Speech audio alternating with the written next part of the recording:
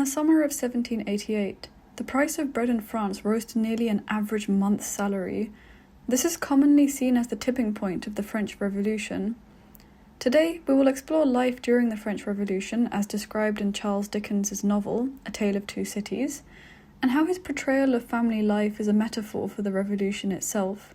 We will also try one of the most iconic French dishes today, French onion soup. In 1774, at just 19 years old, King Louis XVI ascended to the throne along with his queen, Marie Antoinette, or Maria Antonia of Austria. At the time, French society was divided into three estates: the nobility, the clergy, and everyone else. This third estate, made of farmers, labourers, tradespeople, made up 97% of the population, but held only 1/3 of the political power. A series of poor harvests and the investment of millions of French livres into the American fight for independence resulted in food shortages. In particular, the price of grain skyrocketed, the people's main source of nourishment. Bread rose to nearly a full month's wages, and given an average worker ate around 1 kilogram of bread a day, this was not sustainable. The ordinary people of France took matters into their own hands, and in June 1789, the Third Estate declared a new form of government, the National Assembly. The king responded by gathering troops, and in retaliation, the Bastille, one of the most feared prisons in France, was stormed for gunpowder. Over the next few years, under the revolutionary leader Maximilien Robespierre, violence escalated into the Reign of Terror, where thousands of people were executed by the guillotine, all in the name of liberty, equality, and fraternity. According to the new government, for a nation to be born, sacrifices had to be made. To understand how the revolution transcribed metaphorically on an individual, we turn to Charles Dickens' novel, published in 1859. The novel is set between London and Paris during the French Revolution, and instead of focusing on kings or generals or politicians, he focuses on two French families, the Manettis and the Evrémonds. Dr. Alexander Manetti was a physician wrongfully imprisoned for nearly 2 decades in the Bastille, all because he witnessed the cruelty of the aristocratic Evremond family. After his release, Dr. Manetti lost his mind and his senses, and he's only brought back through the love and devotion of his daughter, Lucy. She represents the possibility of rebuilding after destruction, or more specifically, as described in the novel, of being reborn. You can see how this idea of rebirth ties into the French Revolution as well. Later, Lucy falls in love with Charles Darnay, a man secretly part of the Evremond family, but whom he has denounced and rejected, living instead in London and making his own living.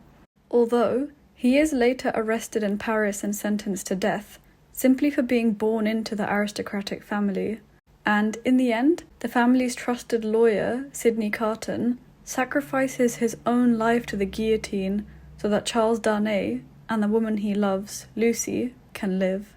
Just like in the book, the revolution demanded sacrifice so that something new could be born. Kings and aristocrats were sacrificed, as well as hundreds of innocent individuals. Their lives were given so the new government could form and France could become a republic. Dickens exposed this through the self-sacrifice of Sidney Carton.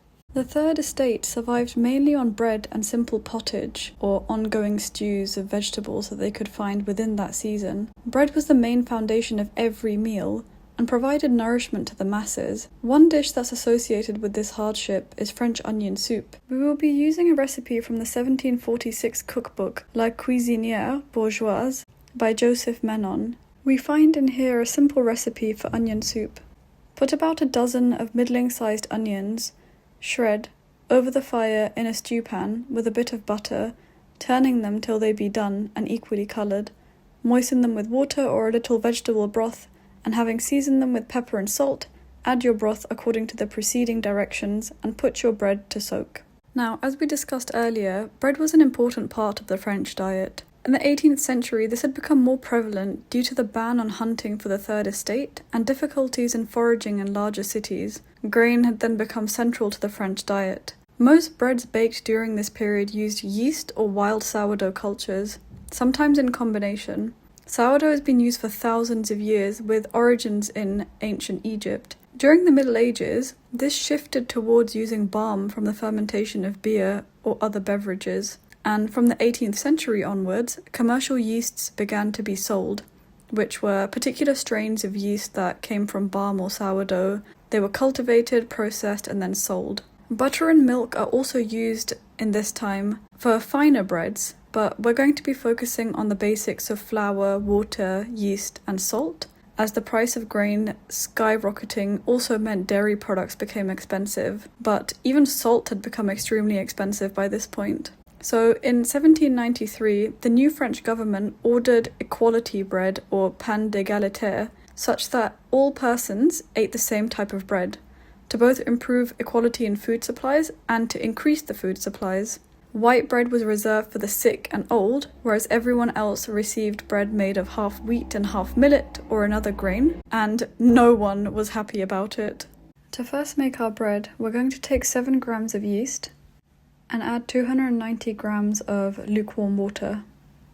We then add 500 grams of strong white flour, and we're going to then add about a tablespoon or so of salt. You can knead this in a machine for about 5 minutes or by hand for about 10 minutes, and then cover and let it rest for about an hour. After an hour, take it out and put it into a loaf pan for another hour. Whilst the bread is rising, we can get started on the onion soup. So I'm chopping 2 white onions, and then to a pan with 2 or 3 tablespoons of butter, we're going to fry these onions slowly until they're caramelized. At this point, hopefully the bread should be risen, and you're going to put this in the oven for about 30 minutes at 180 degrees Celsius. Add about 2 cups of boiling water and season to taste with salt and pepper. So now that the bread and soup are ready, let's give this a taste test. Here we've got our French onion soup with some bread. So the bread I've used here is freshly baked, but during the revolution they would have used stale bread and soaked it in the soup to make it soft. So if you have stale bread, this is a good way of using it. So let's try the soup first. The onions are really nice and soft, and they have like a sweet nutty flavour because of the caramelization. This soup has a lot more depth than you would expect from just frying onions. Let's try a bit of the bread. It picks up the flavour really nicely. I can see how this would have kept people fed during the revolution. Thank you everyone for watching. I hope you enjoyed this video, and I'll see you in the next one.